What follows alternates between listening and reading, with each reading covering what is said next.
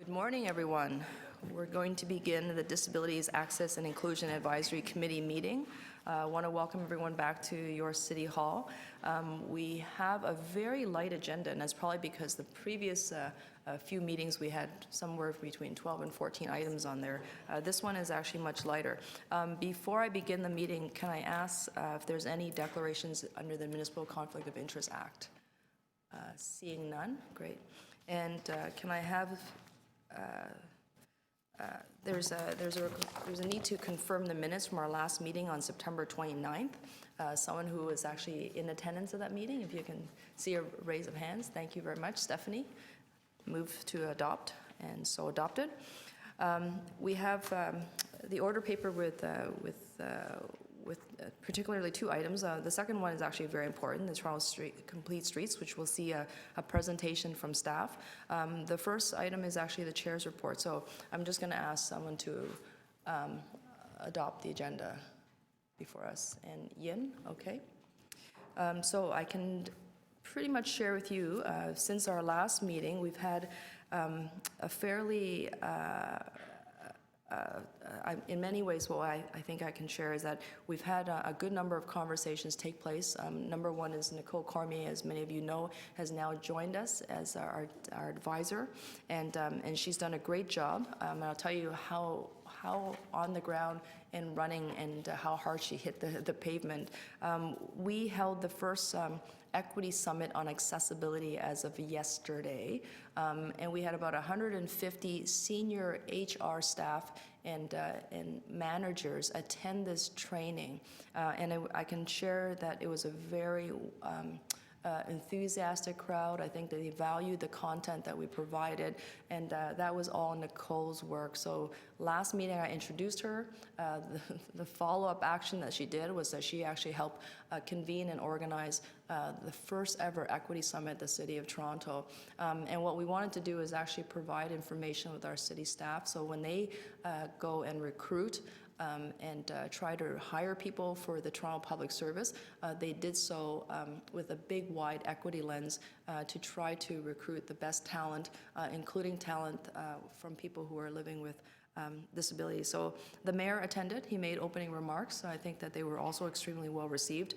And I would want to thank Mayor Tory, who's obviously not here today, but when he was elected just about a year ago, one of the earliest conversations that he and I had was about accessibility. This was an issue that was important to him. It was an issue that was important to me. And our conversations unfolded from there. And what he wanted to do was put together and host an accessibility conference in a forum of some sort. And we were advised that that would be a good idea, that there'd be staff support to do that. And yesterday's symposium was the accumulation of that effort. And we heard from a wide range of panelists, including Dr. Jeffrey Preston, who is a professor at Fanshawe College, and he talked about the mythology around disabilities, and he broke it down for us in terms of the archetypes. I think he was very funny and engaging, but really it was about asking for attitudinal shifts, and that sometimes attitudes are the biggest barriers that are faced by people with disabilities.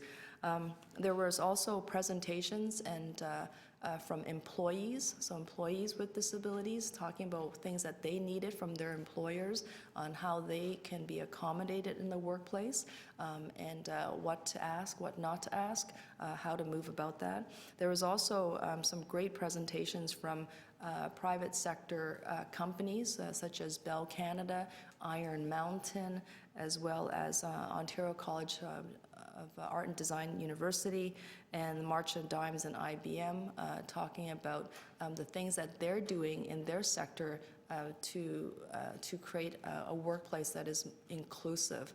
And I think at the end of the day, that was probably one of the key learnings, is that by including everyone, we will automatically, not necessarily right away, but we'll work towards a diverse workforce. So you actually have companies who understand that a business will be profitable and successful by ensuring that their workers reflect the population that they serve. And so that was yesterday's conference, and I think that the the managers and HR consultants who work at the city will be given a survey. Their survey results will probably reflect what I think I observed yesterday, which is that there is a real desire to learn more. I know that we certainly piqued their interests, and I heard back from a number of HR staff in particular, very grateful having received that information. So I think it was very successful. So again, my thanks to Nicole and Uzma Shakir, who is the manager of Access, Equity, and Human Rights through the City Manager's Office, for putting together that very successful symposium. And so that concludes my chair's report. Can I have someone move to adopt it? Or I should move it myself? Oh, sorry, to receive it. Thank you, Terry Lynn. Wonderful. So we're moving on to our second item, and that's Toronto Complete Streets. We actually have Adam Popper from the Transportation Service Department. He is the Complete Streets Project Manager, as well as Brent Raymond, who is a partner at DTHA, who is going to provide us with a presentation. Okay. Thank you. Thank you for having us. So I will take you through a few introductory slides and then hand it over to Brent to take on the rest of the presentation. Thank you. I just want to interrupt for a second. I've been asked by the by our clerk to ensure that you use language that is as descriptive as possible. Okay, thank you. Oh, yeah. Yes, you know, I need to get my. Okay, can we quickly have a roll call around the horseshoe? Stephanie Osario. Terry Lynn Rahima Mullah. Nicole Cormier. Okay.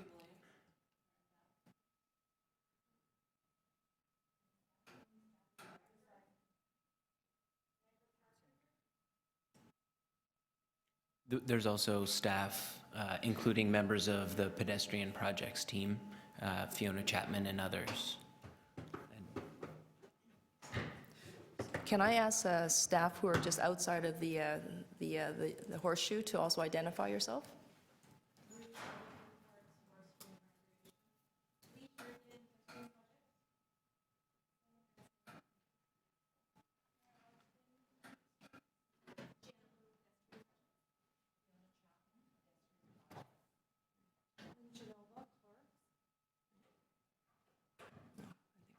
Tina Suskandaraja, Councillor Wong Tan's office. Okay, thank you very much. Okay, so please begin. Thank you. Yeah, you on the title slide is a photograph of Queens Quay, which has many zones in it for pedestrians. There's public space for seating, trees, two-way bike lane, and transit, as well as an urban scene in the background. The presentation outline is in three parts: an introduction, so what is Complete Streets, a new approach, and making decisions. So what are Complete Streets? Complete Streets are designed with all users in mind: pedestrians, including those with disabilities, cyclists, transit users, motorists, and street trees. The primary goal is to build a city with streets and spaces that support the surrounding community and where all users and users have a well-functioning network so that people can travel easily and safely with their mode of choice. The term Complete Streets means both a process and a product. The process refers to the steps and decisions that lead to a specific street or intersection design. The product is the on-the-ground result of this process and the street designs that are used in our local communities. Complete Streets are easiest to understand as a product. This guide that we're creating will focus on creating the appropriate process that will lead to complete street products or streets, which may look very different from one another depending on their context. You may have heard of names similar to Complete Streets, such as livable streets or living streets, context-sensitive streets, multimodal streets. These are all essentially the same. They point to the same idea: creating streets and spaces that balance the needs of a range of transportation users and support the surrounding community. Complete streets are not a specific design prescription, a mandate for an immediate retrofit of all city streets, or a silver bullet for all of transportation issues. But they have many benefits. The primary benefits of complete streets are improved safety and expanded mobility options. Complete streets can also provide stronger placemaking, social benefits, local economic benefits, environmental benefits, reduced infrastructure costs, and a more attractive and livable public realm. Creating complete streets. Streets have multiple roles. Most people think of streets as having the role of movement, but they are places in and of themselves. They're also important conveyors of stormwater and ecosystems in and of themselves. And they also carry our many services and utilities. Complete streets require coordination throughout the process to ensure that they are delivered in a complete way. And that means through the planning and project definition stages, through scoping, design, construction, measurement, and maintenance ongoing. In 2013, we came to the previous version of this committee and received feedback as we set up this project. This slide is a quick summary of what this committee said so that we can continue this conversation based on that one. So on September 26th, Pedestrian Projects Unit in Transportation Services presented to the Disability Issues Committee on developing a Toronto Complete Streets Guidelines and shared the latest council direction, which was to report back on an approach to creating the guidelines, giving examples of various other guides from cities in North America and an overview of the project stakeholders and work plan. The committee said and had general and positive interest in the project and the approach, and they wanted that persons with disabilities recognized in the principles, that people with disabilities are included in the vulnerable users category to ensure safety, that they would like to see pedestrians and people with disabilities prioritized above other users, and would like to be informed about the process through a report back during development, which is why we're here today. Various other feedback relating to specific street elements, including construction work zones, sidewalks, obstructions, parking, accommodation, wheel-trans, and drop-offs, which we've included in the development of the detailed aspects of the guide. So who's involved in complete streets? Streets are complex, and they require the cooperation and coordination of many public and private agencies and stakeholders. What's on the screen now is a photograph, or rather a designed image that includes all of the different divisions and agencies that have a role to play in our streets. So transportation services is just one among many. Everyone from the TTC to Toronto Public Health, Toronto Police Services, City Planning, Fire Services, Solid Waste Management, Economic Development and Culture, Parks, Forestry and Recreation, et cetera, et cetera. There are so many different perspectives on streets, and to create a complete streets, we need to consider all of these different perspectives. And that's just the internal divisions that need to be coordinated. There's, of course, external stakeholders who are involved in this project, creating it, but also individual street projects as they're designed. So Council gave us direction in 2013 to develop the Complete Streets Guidelines and in coordination to develop the Green Streets Technical Guidelines, which are concurrently being prepared and will relate to Complete Streets. At this point, I'm going to hand it over to Brent Raymond to take you through the rest of the presentation. Thank you, Adam. So one of the questions that had been posed, or one of the responses from the 2013 meeting with the previous incarnation of this committee, was that safety be a primary objective. And that is very much the primary objective for Complete Streets, that safety above all others is what we're wanting to achieve. Behind this is that some users are better protected than others. and that's those with soft bodies are the most vulnerable. And that includes everyone who's not in a steel cage. That's really what this is about. So how can we make our streets safe for those who are walking, biking, and moving about in the streets, and so that they can have access to the different ways of moving about? So the guide itself is a holistic approach for how we design streets. It's not just about movement. It is about all aspects of street design. The guide will build on best practices from other places, but also include and respond to many of the city's existing policies, guidelines, and recent success that we've had within the city in street design and construction projects. And above all else, what we're wanting the guide to achieve is improved decision-making, that it is more holistic and considers all of the various factors in a more wholesome way. The guiding principles that have been developed for this guide have happened over a number of months through a great deal of consultation, both with external stakeholders. There is a stakeholder advisory committee on which there are members of this committee who sit on that, as well as internal engagement and public engagement. And the three basic categories of principles are organized as streets for people, streets as places, and streets for prosperity. Improved safety and accessibility is the primary principle. Giving, and then under this same category of streets for people, there is give people mobility choices, making connected networks, promote healthy and active living.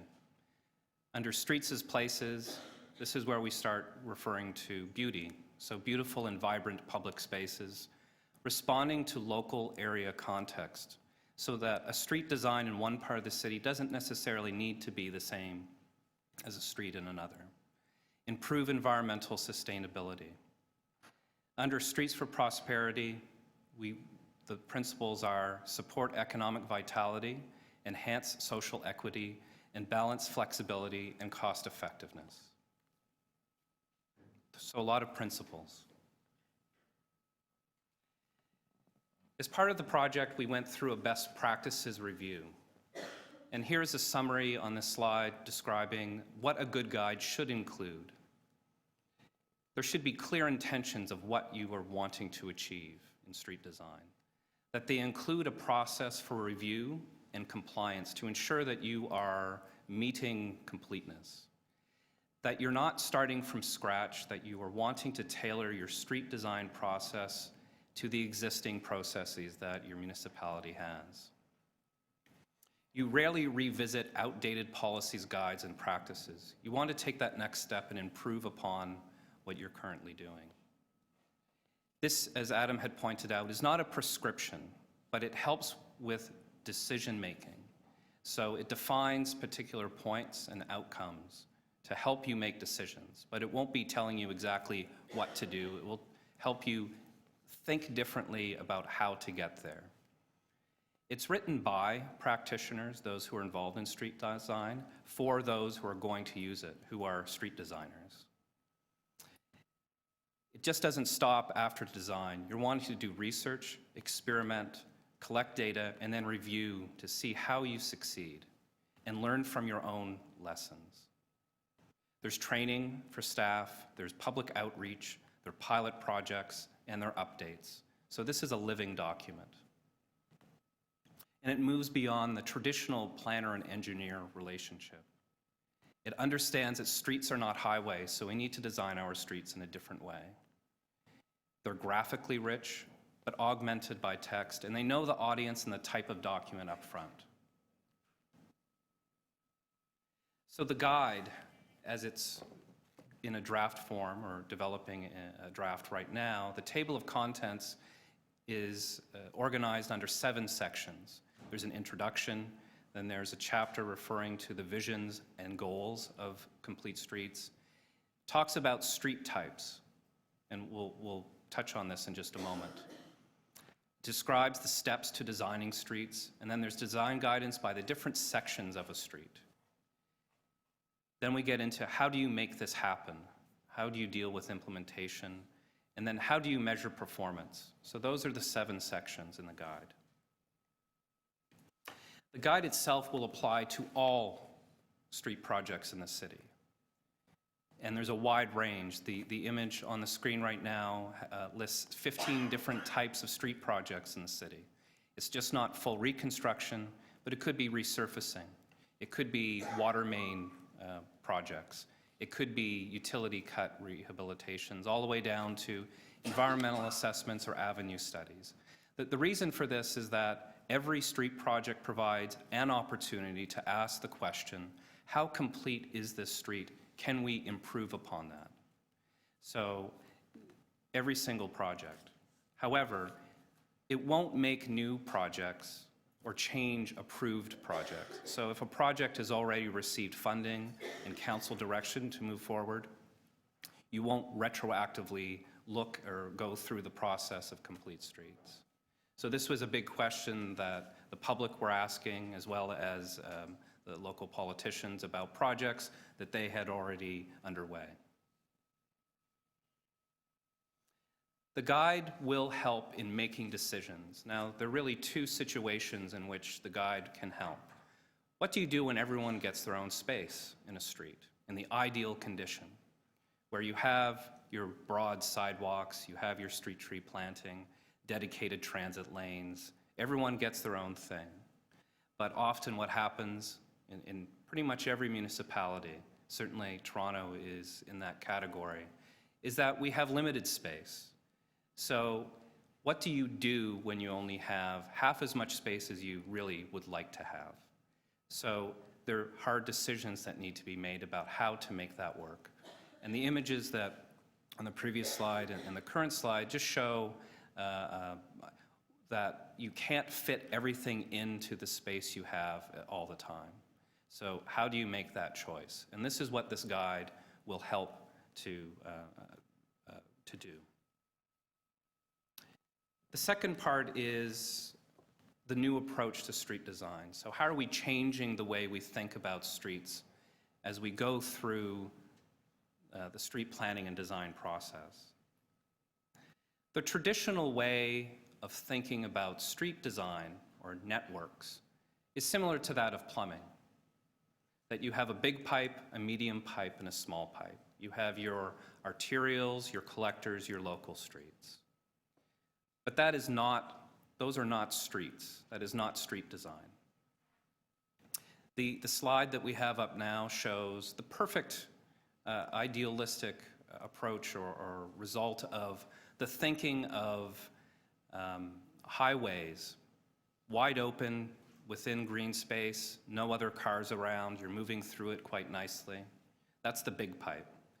But as you get more and more users, and on this slide, we're showing a freeway condition full of cars, very congested, still flowing, but there are more and more vehicles on it, so more and more people using that space, but only in one way of moving, and that's in motor vehicles.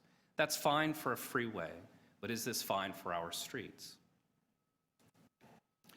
When it gets really congested, then people start getting angry, and it starts getting tempers flaring. And we know what the result is, that when we focus on one way of moving, providing for one way of moving about, then this can lead to difficult situations.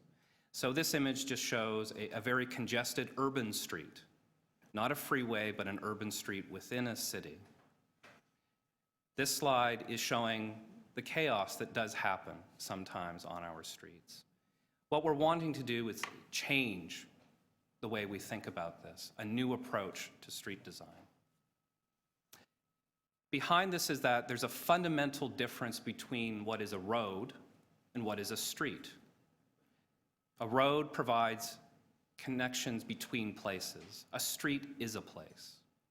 The 2 images on the screen just illustrate that difference between a road with no sidewalks and then a street on which people live. Streets are both places you want to go to and places that you move through. And they serve both of those roles.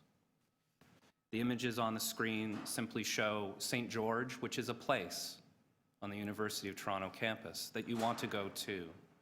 On the other side of the image is Lakeshore Boulevard, which is a street, but it's not a place in the same way. It's a place that you move through. The model for how we are changing our thinking is best described by what we call the link and place model. And that deals with the dual function of streets. It's not simply as a link, as a way of connecting, but its place as well. So the image on the screen is of the matrix or bingo card that shows the different variation in the status that a street may hold as both its link or its transportation function, and there's a range from 1 to 4, or its place status. So how high a place is this? Is it a high place or is it a low place?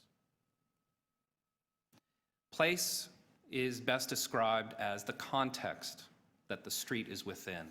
What are the land uses around that street? What is the built form?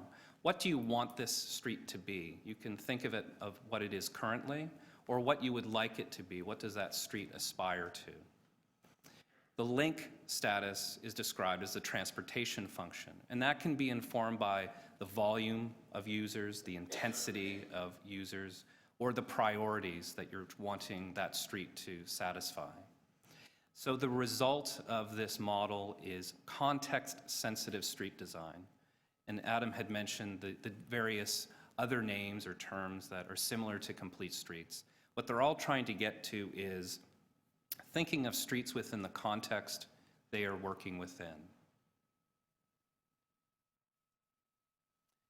This slide is looking at the way that we think of streets, the traditional way of thinking of streets, thinking of their functional roles only.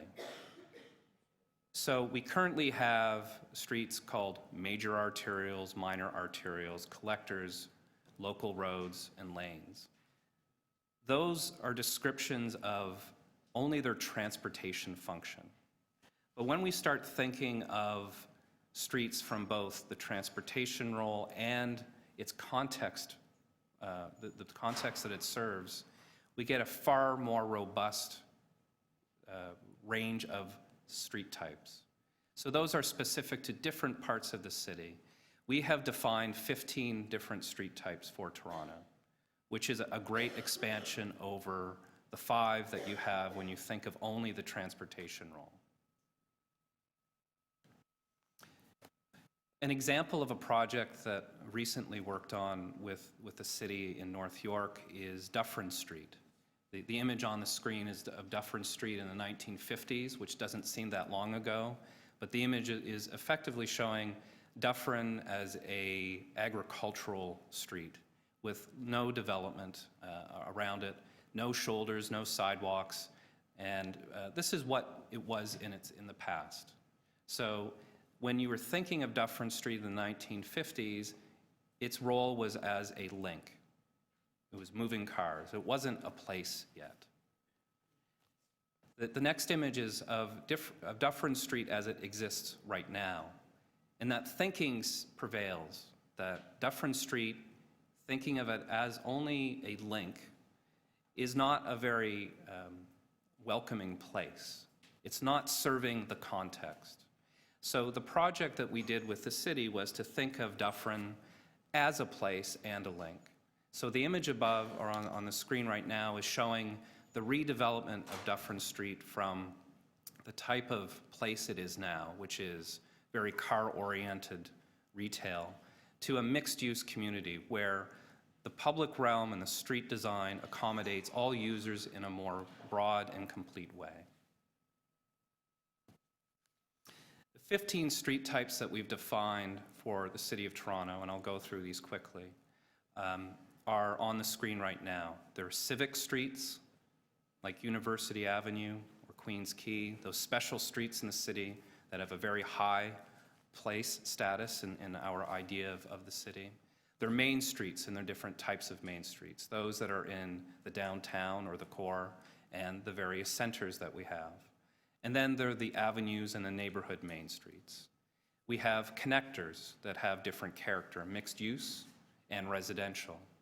We have different kinds of residential streets. Not all of them are the same. There are those that are in high-density neighborhoods, there are those that are in medium or moderate density and low density. We have mixed-use access streets, employment streets, scenic streets, park streets, and then different kinds of laneways. So those are the 15 street types. And the reason for this is that street types help us in the very beginning to start thinking of streets in a more robust and complete manner. So that will inform both the priorities as we move forward in street design and help us try to achieve a different solution. The two images that I have up on screen over the next couple of slides are just samples of the different types of streets as we see them. So we have shared streets. Those are similar to Market Street down by St. Lawrence Market, where all of the design of the street is so that all users are traveling at the same speed. So it's shared with all users. Another example on this slide is of a residential street, similar to many of the neighborhoods that we have within the core and the centers, where we have vehicles and bike lanes and sidewalks, but showing other opportunities for improving stormwater management as well. And then we have on this slide the main streets, which we know so well in Toronto. So the example shown on the screen right now shows what could be a complete main street. The third part of the presentation is about making decisions. And this is the part that we're in right now as part of the project. So figuring out how can we make better decisions, how can we inform decision-making so we achieve completeness. So there are a series of key considerations that we must think about, and this is part of the changing approach, how we think about street design. And this helps to establish the priorities and the decision-making. First and foremost, again, is safety. So prioritizing the most vulnerable users on the street. We'll be dealing with speed, exposure risk, and predictability. These are all components of street design. And then self-regulating design. One of the terms that we use in street design and planning overall is that if you need a sign, that's often a failure or an admission that you haven't done the design properly yet. People should be able to self-regulate and understand how they're moving through an environment without the need of too much signage and control.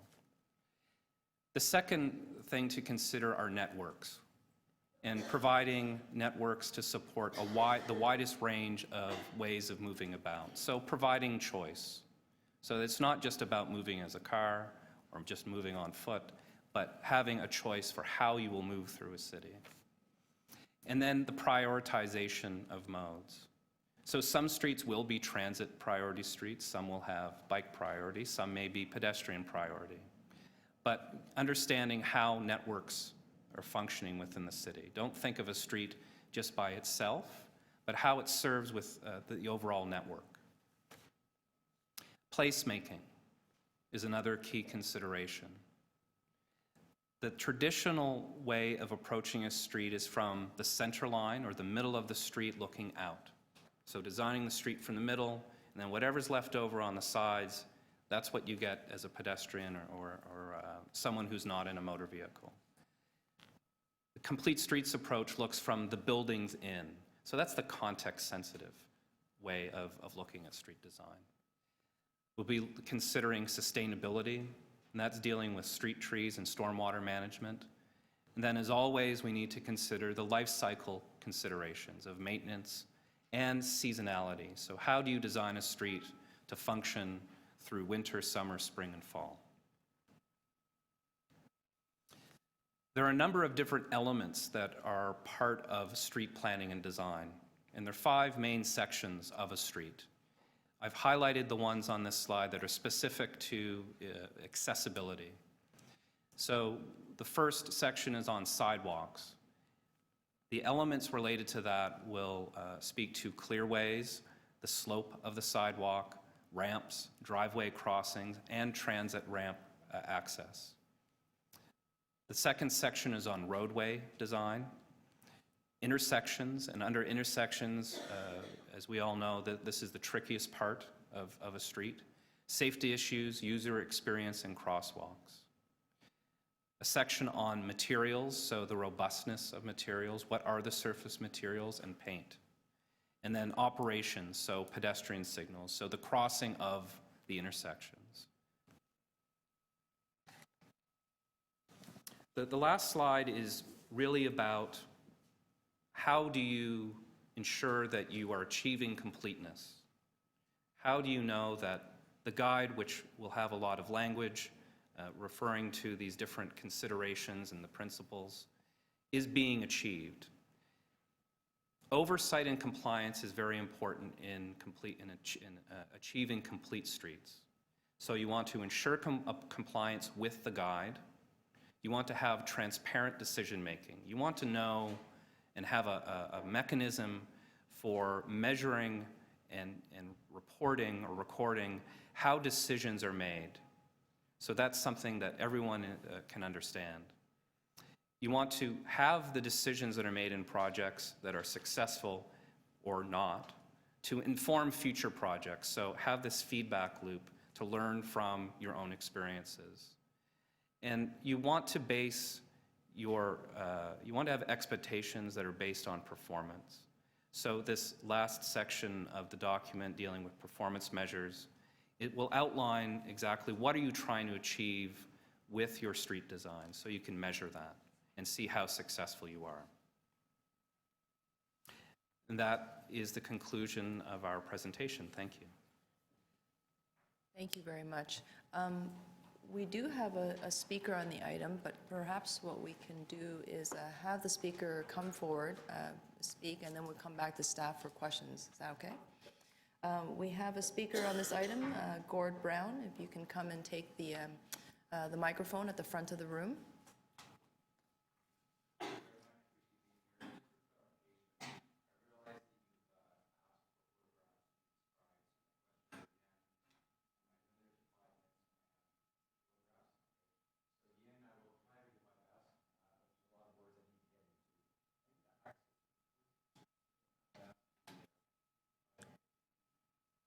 Yeah, if you can just take a seat and place the image on top of the projector directly facing at you. It's almost like you're looking at it, and then the staff will help you out from there.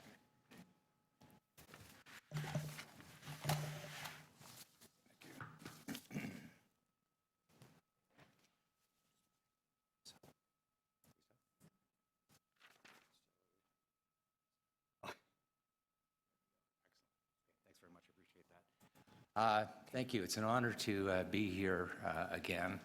I'm here to ask the committee's consideration in requesting Adam and the Complete Streets folks to consider some concerns that I'm identifying and perhaps add those to any concerns that you might have. I think this is going to be a good outcome. I have a huge amount of confidence in Fiona and Adam, and what I'm suggesting is how can we get it from good to great. I've reviewed the presentation, I learned some things this morning, and I'm just concerned that pedestrian safety isn't being adequately addressed. And while the concerns apply to all pedestrians, the potential impact on the group that you represent is particularly profound. My main concern was when I'm seeing examples of complete streets, in particular Queens Quay, I say to myself, if this is what is going to be in the future, then I have great concern. For example, on Queens Quay, and I heard the bit about self-regulating, which says if it's a good design, you don't need signs. What we're looking at, Yen, is a crosswalk that gets pedestrians safely across the transit and vehicle lanes, then ends. And it leaves them at a dotted white line and paving, and that is the bike lane. So there's nothing to get pedestrians safely across the bike lane that I can see. For the cyclists, what they see is something called watch for pedestrians, and I have to say, I don't know what that means. I understand stop, I understand yield, I don't understand watch. Another example on Queens Quay is the fact that there isn't a grade separation between the bike lane and the pedestrian area. So once again, Ian, what it's showing is a broad area with a very inviting bike lane that has a nice smooth surface and it's paved and it looks great and it naturally attracts pedestrians. The only thing separating pedestrians from that is a small depression in the paved surface. Otherwise, it looks like a big highway, quite frankly. Pedestrians wander over into harm's way. Cyclists are very tempted to sidewalk cycle across. Similarly, at the end of the trail, there is something that says dismount. And the only thing protecting pedestrians when they come across the vehicle and transit lanes is that cyclists will dismount and allow the pedestrians to get across to the sidewalk. The picture I'm showing in has two cyclists speeding past the dismount sign, speeding past a pedestrian. Those are my concerns. Now, the other one is in the presentation, sidewalk level bike lanes are shown as being kind of a standard approach.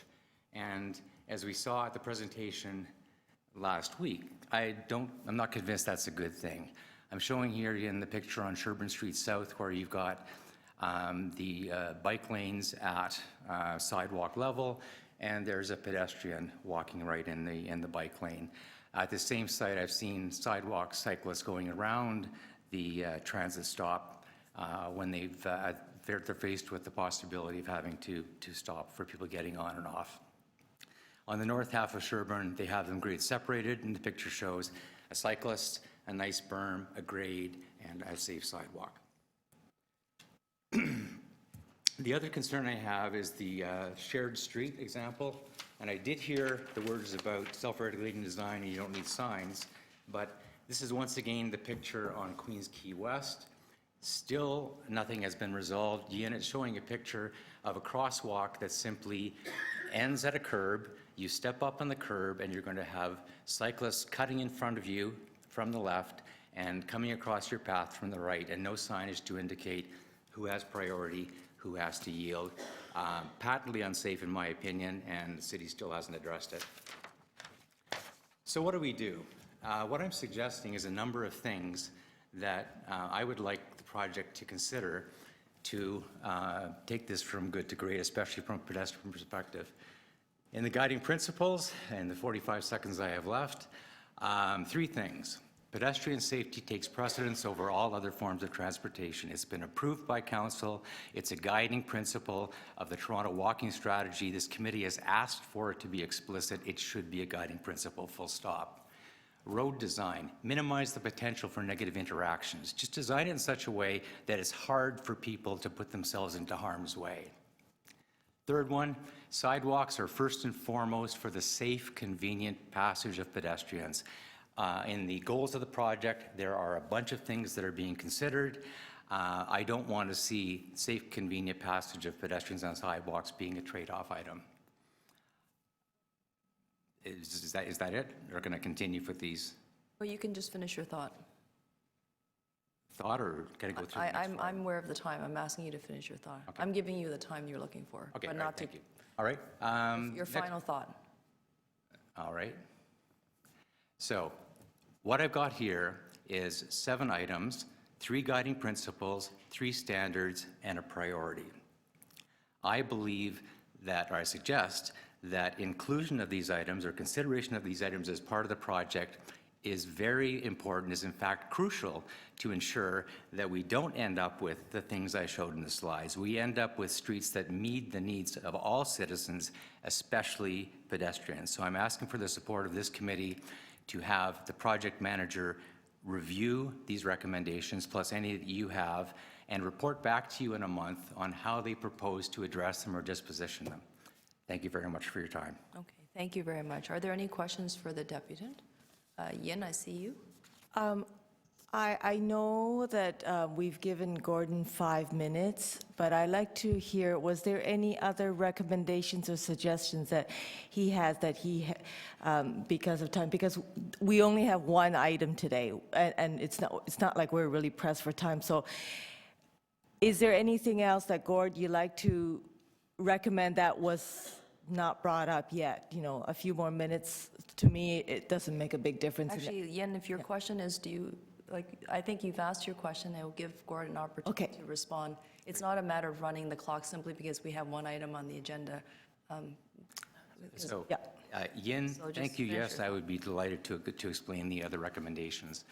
So in addition to pedestrian safety taking precedence overall, road design to minimize potential for negative action, there's lots of good examples of that. Sidewalks being first and foremost about transportation, with patios and other items being secondary. One of the standards that I feel is very important is use of passive pedestrian designs. In the past, pedestrians have been able to count on a curb to separate them from the safety of the sidewalk and all traffic. That line seems to be getting blurred now, whereas in order to provide protected bike lanes, the curb is being moved out to include the bike lane. And we've seen that on Queens Quay, we've seen that on the proposed Eglinton Crosstown. As soon as you do that, you lose a very simple passive bit of guidance that a pedestrian is about to step or roll into harm's way. The second passive thing we have is a crosswalk that gets us across all traffic. Again, it used to be that you could step safely from one sidewalk. You have a zebra crossing, you have a walk, don't walk, you've got big red and green traffic lights that tell you who goes where. It gets you safely across all the traffic. In recent installations, and there are many of them, Queens Quay is one of them, it only gets you as far as the bike lanes. Then you need to figure out what to do. You should be able, in my opinion, to safely reach the sidewalk on the other side, having a passive device such as an internationally recognized zebra crossing and the lights that go with it.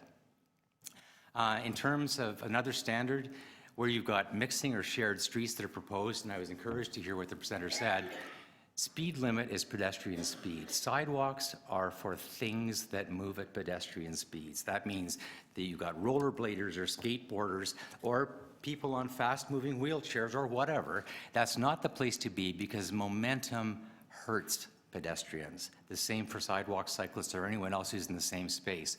So once again, where you've got a mixing or shared street, the speed limit is pedestrian speed.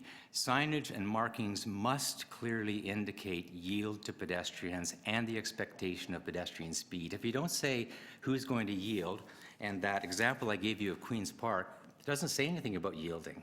And cyclists generally don't yield to pedestrians, right? So you need to make it very clear. If this is a mixing area, it's a shared mixing area, cyclists must yield to pedestrians, everyone moves at pedestrian speeds.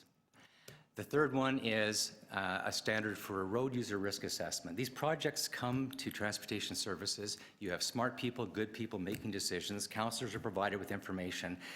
I looked at the projects that have been approved, and in many cases, risk was simply being transferred from cyclists to pedestrians. An example being putting the bikes at curb level. Another example we talked about last week was where they had a lay-by on Sherburne Street, which was for the purpose of allowing people to safely access the transit.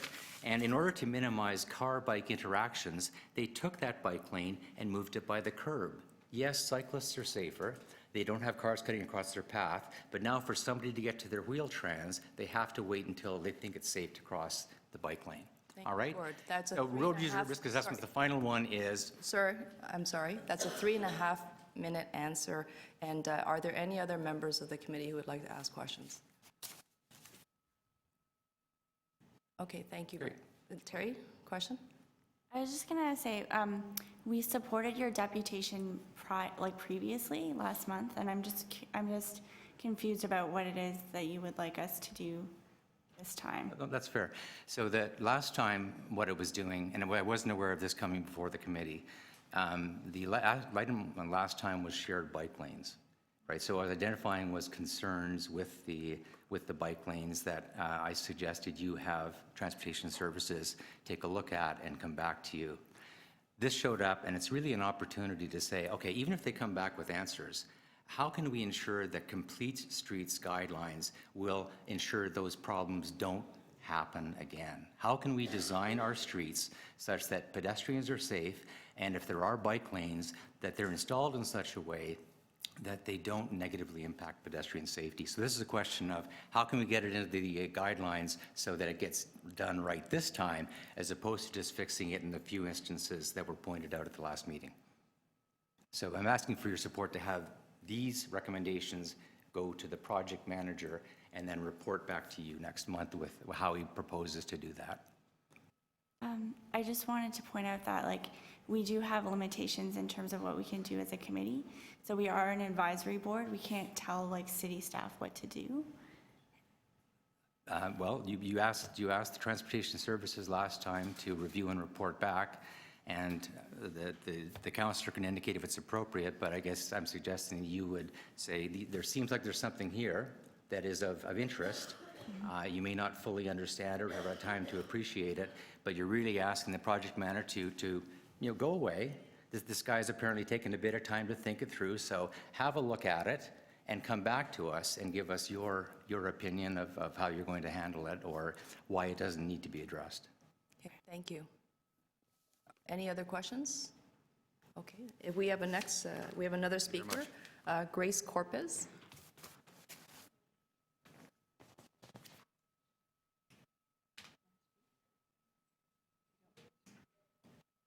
Are you interested in speaking? Oh, okay. So if we don't have another, oh, sorry, there is a,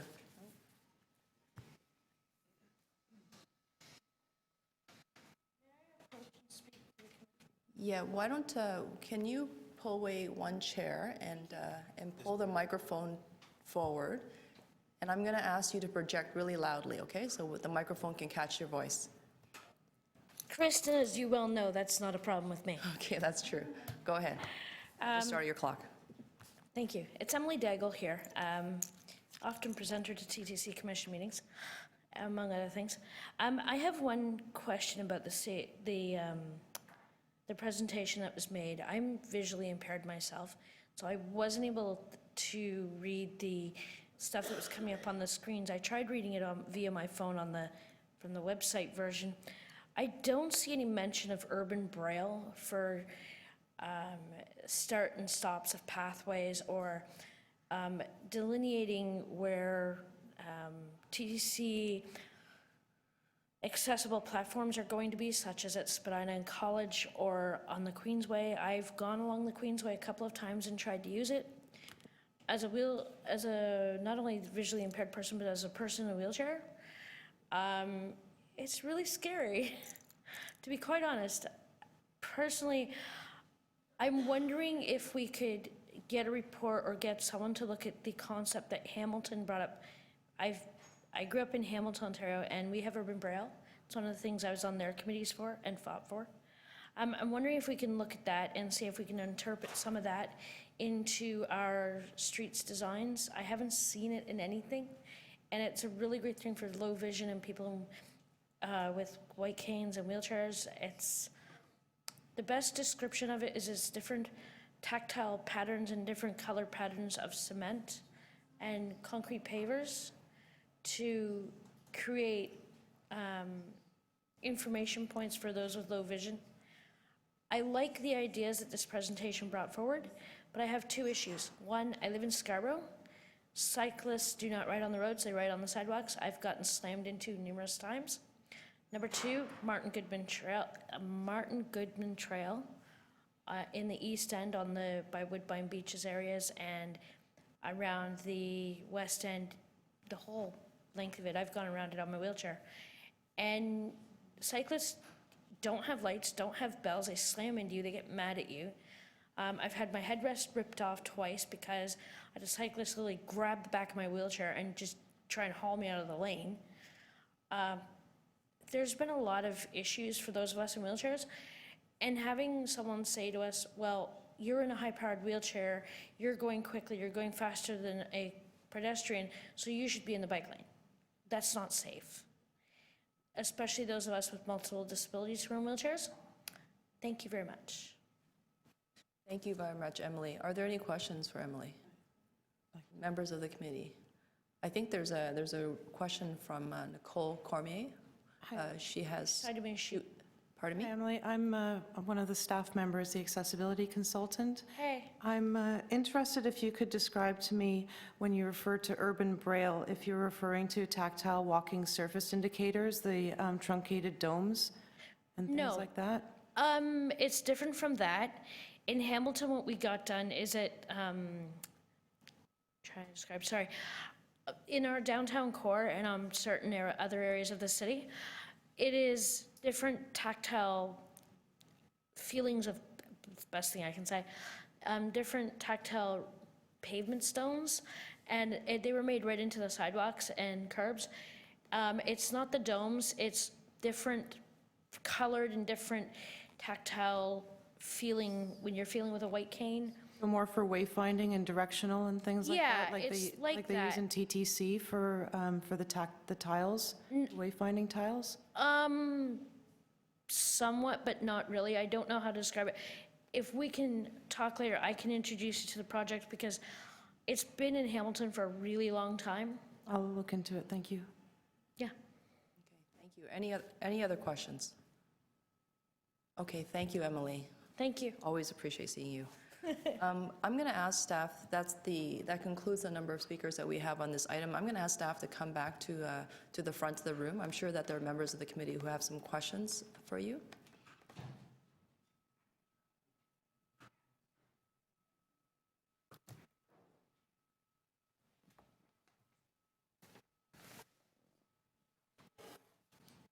Okay, so members of the committee, questions for our staff regarding the presentation that you've just seen. There might be information that was given to us by deputants that perhaps you'd like staff to respond to.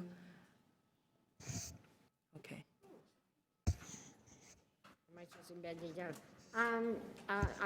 My name is Sandra Carpenter, and my question really is about, in your presentation, you talked about materials, but the issue isn't just with materials for me. The issue is about the way the materials are used. I'll give you an example. Some of the sidewalks, because of the way they're constructed, even if they're brand new, have big ridges between the things, and other sidewalks have a very small line, for the panels. For a wheelchair user, that's a much better surface. So it's not just materials, it's how they're constructed and how they're used. Thank you. So that speaks to the construction techniques. Yeah. And the guideline may not, I'll be very frank with you, isn't likely to get into that level of detail. It is, however, what we envisage is a number of accompanying documents. We also work quite closely with contractors through engineering construction services and are trying to focus more and more on, particularly as a lot of these elements are contracted out, that we're very clear about what our standards are. And sometimes the issue is not so much when you're constructing new, it's when you're going back in and doing retrofits from, a bay that's been damaged because of utilities. It is a challenge for us in the city. I'd be the first to acknowledge it. Okay, thank you. Sandra, that concludes your question? Okay, thank you. I have Yin, and then Judy, and then Stephanie. Yin, go ahead, please.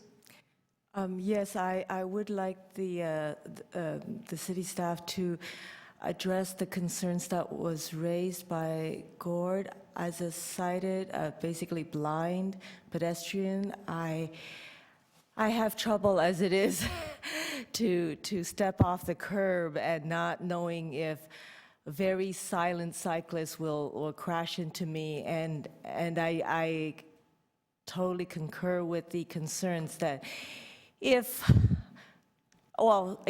cycle lanes are at par with like the same level as the pedestrian walkway, then how are people like myself being protected? Children who run around, and any other elderly people who may not be able to get out of the way. Speed is another concern that was brought up. Yes, anything that moves, if you don't have a kind of speed limit in the sense that if you're on the sidewalk, we travel at similar speeds, then how, again, the most vulnerable pedestrians being protected? And I still do have that concern about that self-regulating thing. We've heard so many accidents about drivers just, I mean, nobody regulates themselves that much unless there are something that really keeps them in check. So I'd like to see these issues being addressed in a future presentation. Thank you. I want to emphasize that it is a guiding principle of this document of our approach to focus on safety and to focus on safety for the most vulnerable amongst us. And those are, as Brent described, those without thousands of pounds of steel around them. It's a challenge for us, particularly when we're managing narrow right-of-ways. And I will also say that part of this is trying to shift the process of road design, where we are no longer putting vehicles at the top of the pyramid constantly. And some of that, and I'll say this as somebody who's advocated on behalf of pedestrians for the last 6 years, has often been very paternalistic in its approach towards people who are on foot or with assistive devices. And we're trying to change that and talk about streets for everybody and as places. And, I'm not shying away from the fact that this has challenges, that particularly when we're trying to look at active transportation and make sure that cyclists are safe, that we're starting to have conflicts with people who are on foot or using assistive devices. And so we're trying to work more closely with our colleagues within the cycling unit, because I think we have mutual objectives, which is to ensure that people get out of their cars, or if they're in their cars, they're driving more safely and cognizant of the fact that there are other people within the shared space. I think what I want to emphasize, though, is that that's the core principle of what we're trying to do, is ensure that safety is the hallmark of this guidelines. I will say as well that at the same time, the Transportation Services is also developing, it's in the midst of developing, a road safety plan, which begins to tackle many of these issues. Gord, for example, mentioned intersections and crosswalks. In fact, those are highly dangerous places for people who are crossing, who aren't in vehicles, although it's also difficult for vehicles and cyclists. And so a lot of these companion initiatives are also tackling the other ways in which we can promote, not just when you get construction opportunities, but through enforcement, education, awareness, that we can ensure the safety of all. We feel quite strongly that this is something that we need to do in terms of promoting a livable city. Okay, thank you. Yin, do you have a follow-up question? I understand and I appreciate the approach that this Complete Streets design is taking, but I don't see it as a paternalistic approach to pedestrians, just as I don't see it as a paternalistic approach to cyclists. We're just ensuring how that there is clear delineation between where people walk and where vehicles of whatever kinds moving at a faster speed should go, and making sure that it is very clear. And if there be points where people should stop or cross, that also it is clear. So I really would still suggest that the staff look into even the current situation that's been described to me now at Queens Quay and other situations. Are we going to leave it as is? Is that a done deal? And guidelines, yes, are good in general principles, but how can you make sure that in the details, that these concerns are written there somewhere, so that future designers don't end up doing the same thing that could be have tragic results? Please answer. No, thank you. I appreciate the kind of guidance. And we will be coming back through Public Works, through council. We are engaging in quite extensive public consultation, trying to ensure that we integrate all of this feedback into the guidelines. But I want to reiterate at the end of the day, is that these are living documents, and that as you develop these guidelines, you need to also integrate the lessons. And I think that's your key point, which is what have we learned from Queen's Quay that we can, and I'm not calling it a failure by any stretch of the imagination, but it is this approach around constant improvement and learning the lessons. And some of it is also shifting approaches to how these public spaces are considered. And that, I think, is something that we need to ensure is built into the guidelines. Constantly listening to what people are saying, getting better at what we're doing, designing better, building better. Okay, thank you. Our next round of questions is going to come from Judy, and then Stephanie. I see Terry Lynn's hand go up, and then Monica. Thank you. Oh, Stephanie is withdrawing her name. Judy, please go ahead.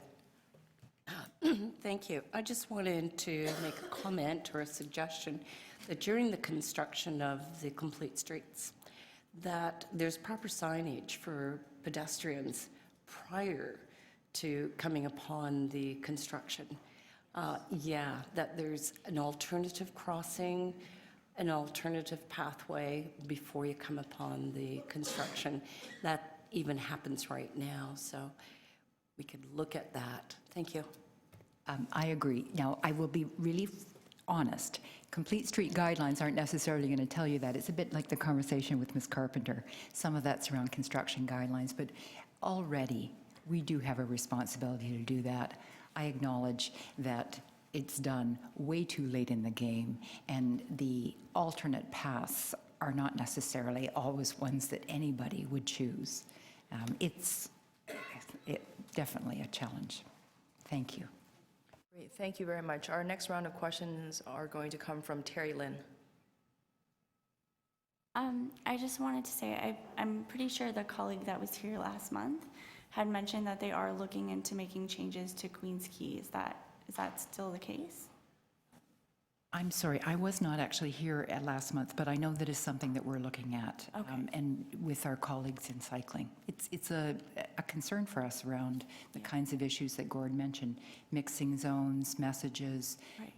Ensuring that we have safety for all the road users. Yeah, because the impression that I got last month was that there have been a lot of concerns raised, and that I know Ian's question was like, is that set in stone? And I got the impression that people are actively working on that. Okay. And the other thing I wanted to mention is that I've heard a lot about like the vulnerable user of the streets. And I don't know if this is what you were getting at in terms of being paternalistic about it and stuff. But I just wanted to mention that I don't feel like that my body is vulnerable or certain people's bodies are vulnerable. I think like the streets are inaccessible. So it's important to focus on like the access in the streets as opposed to like necessarily who's using the streets or all those details. Yeah, I just wanted to, it's a bit of an ideology, I suppose. But because I did see that in how people were talking about it, and I think it's important we just need to focus on the access. Thank you very much, Terry Lynn. Are you looking for a response from staff or just a parting thought? I think that's actually a very good point. Thank you. Okay. Monica. Hi. One thing I didn't see on the description, and also I don't remember from the previous presentation, are we considering the space from the sidewalk to the height of an average person? Because I have a colleague who is visually impaired and uses a guide dog. The guide dog sees really well from about 2 feet off the ground and forward, and she ended up with this massive contusion on her head because some idiot had put a garbage can beside a massive street sculpture, and the dog avoided the garbage can but drove her right into the street sculpture. So is that part of the guidelines? Those are actually under the built environment standard of the AODA, which we are responsible for enforcing. So it's, you're right, it's not just the verticality, but it's the horizontal clearances as well. You know, everything from sometimes, you know, the so-called transparent stairs, hydro guy wires, all of those issues have got to be considered when we're talking about the concept of a pedestrian clearway. So it's not just linear. I agree with you. Okay, wonderful. Any other questions? I actually have some questions if there are no other questions from the members here. I'm going to start my own time. With respect to the streets, under complete streets as a guideline being designed for these type of users, pedestrians, those with disabilities, cyclists, streetcars, bus riders, motorists, and street trees, how do you prioritize them?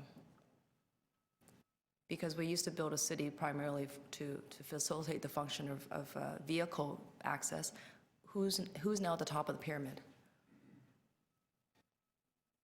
That, as a first principle, because safety is prioritizing the most vulnerable, that means we need to ensure safety not just for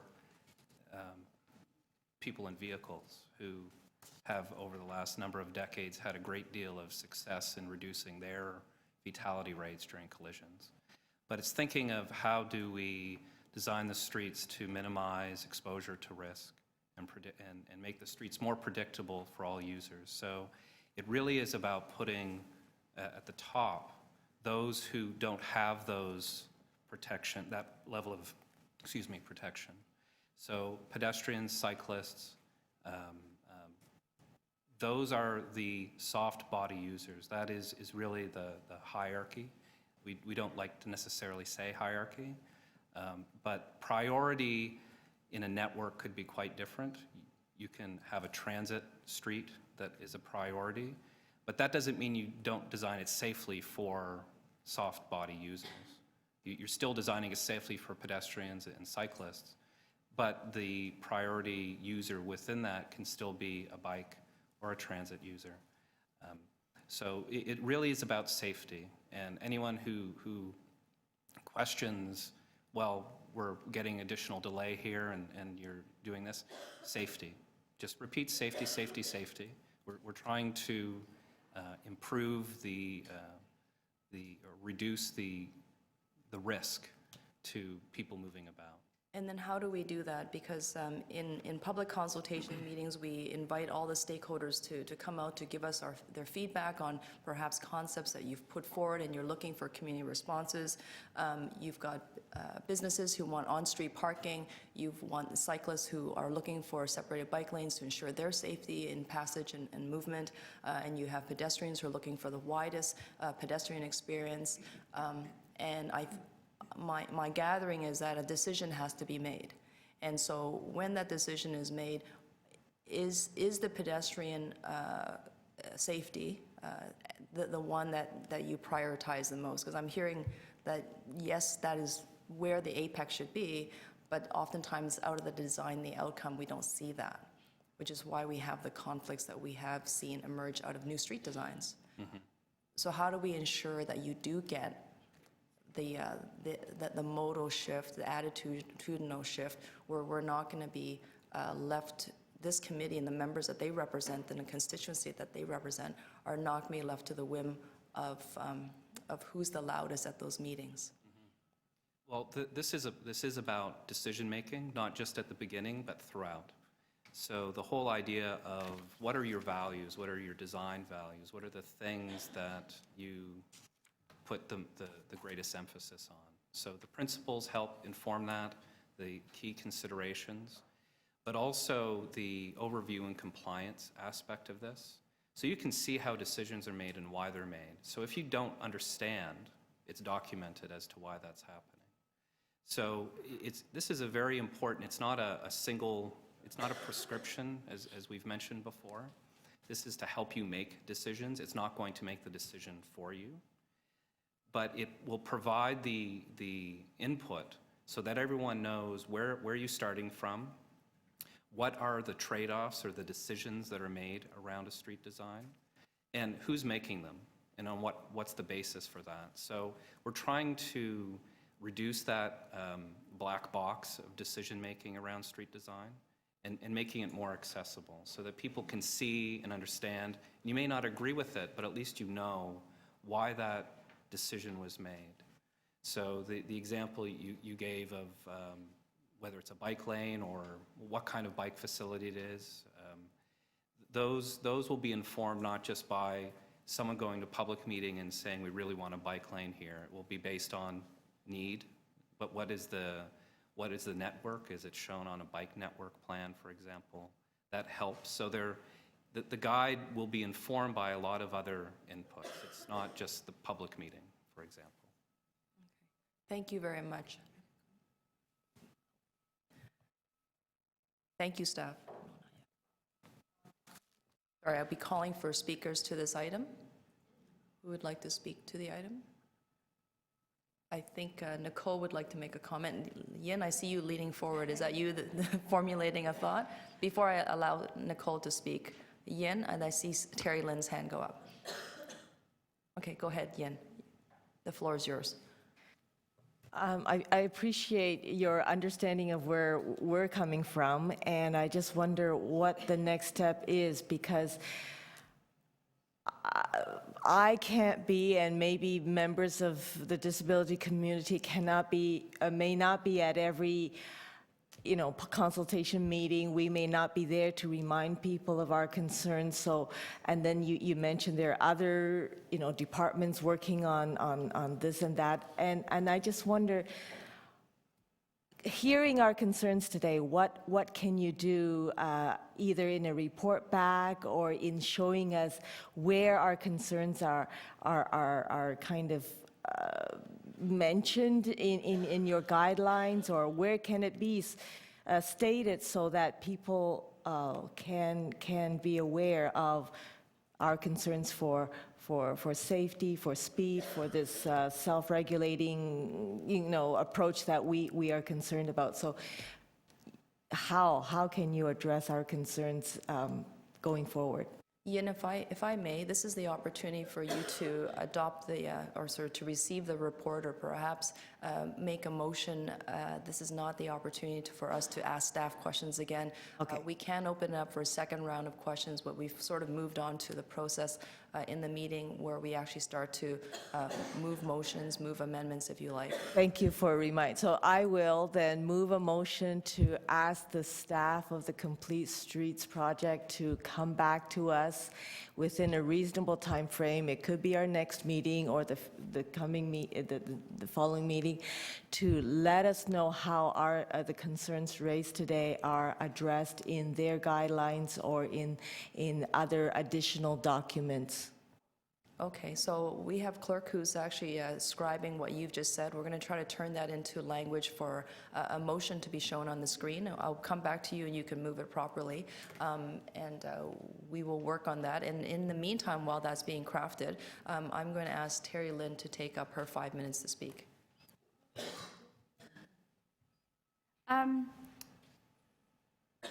actually just, because I'm thinking this through as it's happening. And I'm recognizing the need for something concrete to come out of this meeting. And so then I would also say, similar to, I guess one of the questions is that I have, because Kristen asked some very good questions about how to prioritize who is using the streets and how do we do that in consultations. And one of the things I would like to know is how do you consult the disability community when you're creating new streets? And I know some things about that, but I'm wondering if that can be in a more concrete policy, in a sense. So I'd like to know a little bit about that as well in a future meeting from this staff team. Thank you very much, Terry Lynn. And are there any other speakers? No? Okay, so the clerk is drafting the amendment. I'm going to speak to the item if I can. I'll start my own time here. I want to thank staff for bringing the Complete Streets report, actually the presentation to us. I recognize that this is an evolving body of work. I am fully aware that there are all sorts of very heated and passionate discussions that take place either in the boardrooms while you're designing those streets, even crafting the guidelines in the communities, and oftentimes on our streets where we have conflict between road sidewalk users. Certainly the age of building cities and neighborhoods for private vehicle movements, in my mind, has got to be of the past. We are an incredibly dense city. We are a city with an aging population, and I think that most of us are aware that 50% of us will be living with some sort of disability by the time we hit age 65. So having streets that only work for a certain group of people and not others is not going to work. I also recognize that there are times when we take a look at the concept and the premise of what a complete street is that there is this universality of wanting the street to work for everyone. I don't think that it's actually going to be possible at the end of the day, because that everyone also includes on-street parking. It also includes the fast movement of private motor vehicles. And if that happens, and that's the way it will work for them, that's the way drivers will want the streets to work for them. I'm a driver, a pedestrian, a cyclist, a transit user, then it means that there are going to be decisions that are made that are going to compromise the safety and usability of those streets and sidewalks for other people. So I am very mindful that whenever the discussions of street design and streetscape improvement come up in any of the wards, in any of the neighborhoods, oftentimes in consultation with the local councillors, there are a number of interests that emerge. And those interests and stakeholders all have very good points to make. But the decisions that we have to make as a city is who are we building these streets and neighborhoods for? And I think, if I can share my own opinion, is that we need to build neighborhoods for people, and streets need to work for people. And there is a big difference being struck by a car and you're actually a pedestrian. Your chances of survival are not as good, as opposed to two cars colliding against each other. And so this is the modal shift that I think that our transportation staff, our planning staff, our urban design staff are leading discussions on, and we have to bring everybody else along with us to make sure that they understand why we're making those decisions at the end of the day. We've started handing out signs. There's little plastic signs. They sit on little wire frames, and it's printed by Transportation Service. And these signs are in bright yellow. They're actually not very attractive, and they scream out the words, "Slow down." And so these signs are now free, and they're distributed across the city. Everybody can call their counselor or Transportation Services and get these signs. And we're supposed to sort of put these signs on every single front yard. There has to be an attitude shift. And that is the crossroad that we're at in the city of Toronto, is trying to shift our attitudes and understanding who these streets need to work for. And the fact that we're responding still to vehicular movement first, and this is just a great example, those big yellow screaming signs, that is not necessarily building that inclusive city.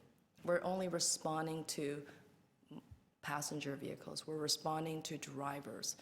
And I think what we need to do is embrace the Complete Streets model, knowing that it is going to be a messy conversation as we move forward, but we have to be quite clear in our objectives is that we want to prioritize the safety and the movement of people first. And that means pedestrians, in my mind, come first, then come cyclists, transit users, and the private vehicle. And the number of times I have seen communities wrestle with, do we or do we not keep on-street parking to the exclusion of everyone else, and that means wider sidewalks if we actually take the curb lane and reserve it for on-street parking, and that means that we don't create the road spaces to build bicycle networks, means that we are doing ourselves a disservice.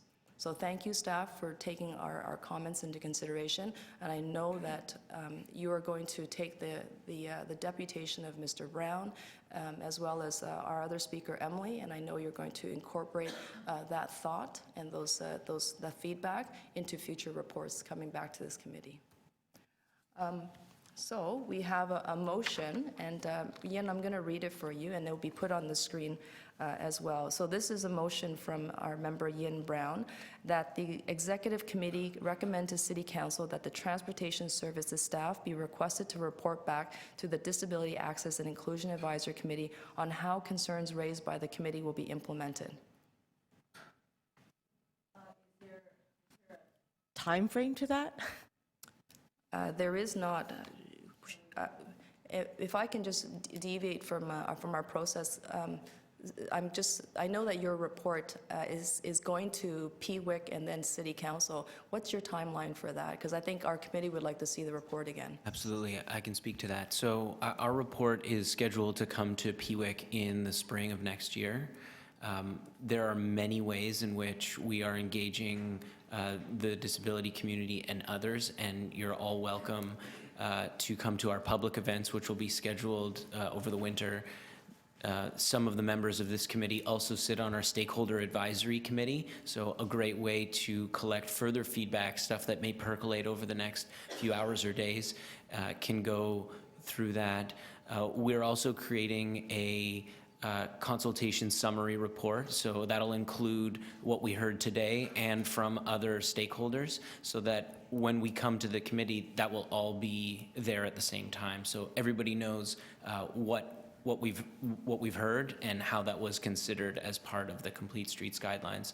Of course, there's also the opportunity to speak to the Public Works and Infrastructure Committee when the report comes to that committee. Okay, thank you. Ian, if I'm just taking a look at the amendment once again. If we have staff coming back to this committee by the first quarter of 2016, before you present at the Public Works Committee, is that satisfactory to you? And this would be before, before you present the final version to the Public Works and Infrastructure Right. Committee. Yes, that I think so. What do other members think? Staff, are you agreeable to this? If I might, I never object to coming to visit the committee. However, the level of detail requested in both the deputation from Mr. Brown and follow-up is not likely to be shown in the Complete Streets guidelines. It's a more high-level document. The kind of precision that you're speaking to in terms of, so you heard it's more focused on process and ultimate product. Some of your questions are the kinds of conversations we're having, for example, in a more detailed level with cycling, in terms of doing debriefs about existing situations, focusing on the road safety plan. So there are probably other venues where we'll get more detailed information and opportunities to consult with specific communities. And so what I'm suggesting is perhaps the Complete Streets Guidelines, which is a more advisory document, is not necessarily the one which will answer the more precise questions focused on some of the guidance pieces that you were describing or wanting to learn more about. So recognizing that this committee always wants to dig deep, this is, we're always interested in the details, because we know that oftentimes motherhood statements doesn't get us into a city that's more accessible.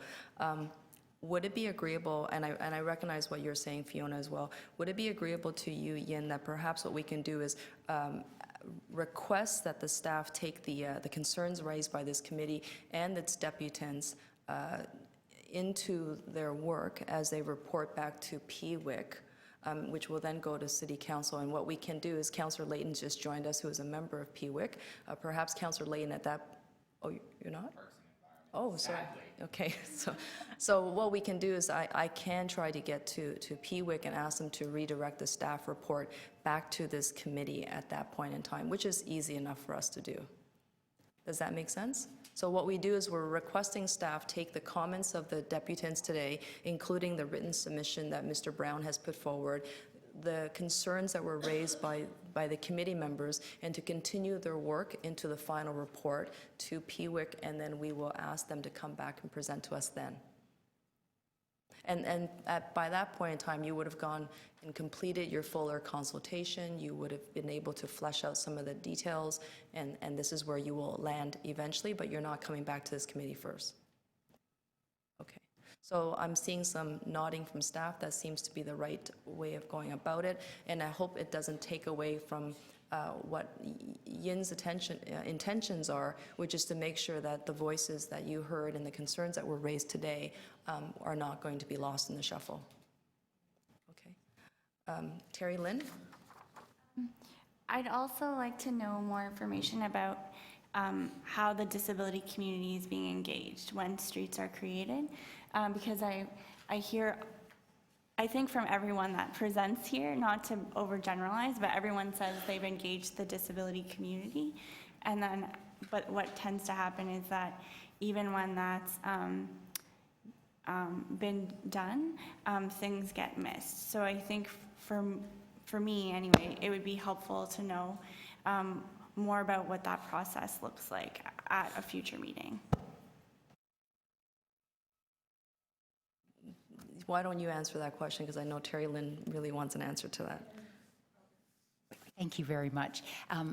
I think maybe mention was made that we've hired 2 new staffers focused on accessibility issues in transportation and in terms of the built environment and the new standards. So we're kind of excited about that. And one of the issues that we're doing right now is looking at creating our own advisory group, because there's probably not enough people like on individual projects unless they're quite large in scope. But if we can start getting guidance on an ongoing basis as we deal, for example, around construction standards or specific challenges that have a real interest in how our transportation system works, we think that would be an extraordinary advantage in terms of helping raise awareness for staff, but also having involvement in decision-making focused on how streets are built and how streets are maintained. So that's one of the pieces that we're doing. And in fact, at this point in time, and correct me if I'm wrong, Lee, we actually have a call to the community seeking members. Would the committee feel comfortable like understanding more about how that works? Like, would that be useful for people? Okay, I would really like to see that information at some point, and I'd like to make a motion in that regard.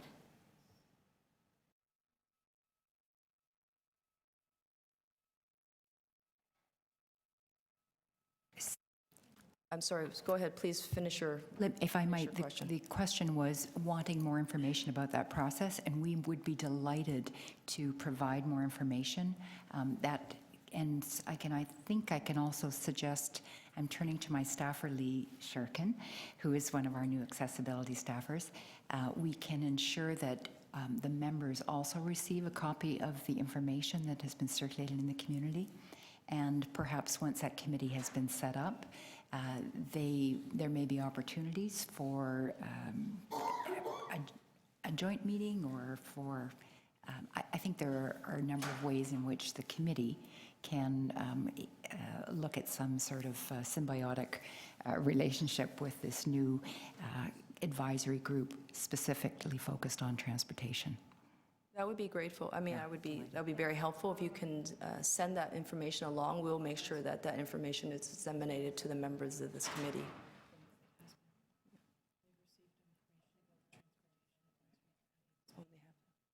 Oh, I understand it actually already has been circulated. What we'll do is we'll circulate it again. Okay. So the motion from Yin has actually been amended again. Yin, I'm just going to read it out loud. The motion reads that the Executive Committee recommend to City Council that Transportation Services staff be requested to consider the concerns raised by the Disability Access and Inclusion Advisory Committee and deputants in further policy development of the Complete Streets Guideline and policy. Are you satisfied with that? That's been done. I mean, that's my question. Do I see it in a document? Do I hear it in a report in the spring? Like, What we can do is that when they're ready, the staff are ready to report out to PWIC, I will make sure that we catch the agenda as it goes to the PWIC steering committee, standing committee. I will forward that link to all of you, and you can read it online, and you'll catch it there. That's the first opportunity. And then the second opportunity is to ask PWIC to then send that report to us after they may add some amendments to it, they may probably adopt it, and then we can get to comment on it once again before it goes to council. Or we'll send it back to the executive committee, and then it'll go to council. can that be captured? Need those points be captured in the It probably doesn't motion? need to, because that's the way the process will work. The staff will have to report out to one of their standing committees, and you have my commitment that I will make sure I monitor that agenda to ensure that that item is then sent back to this committee. Okay. Terry Lynn, you have questions of the mover?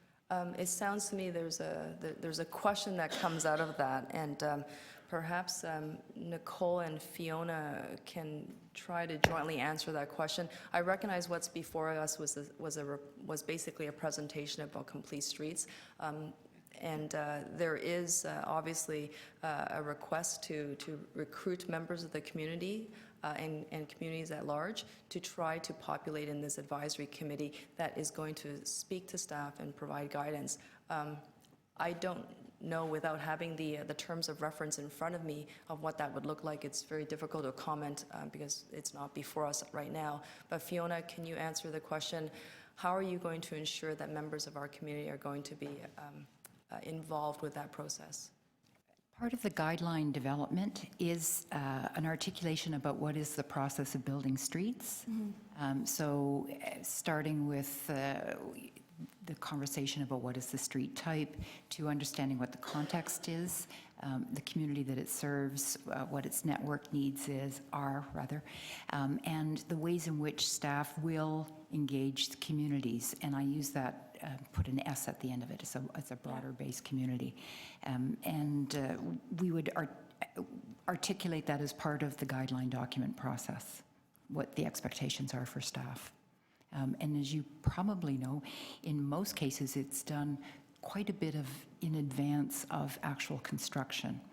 And, what are those windows that are available? And that is one of the pieces that we're working on in terms of truly understanding what the existing process is and the kinds of suggested amendments we might make to the process to make it more effective and to integrate communities where they can add the most value.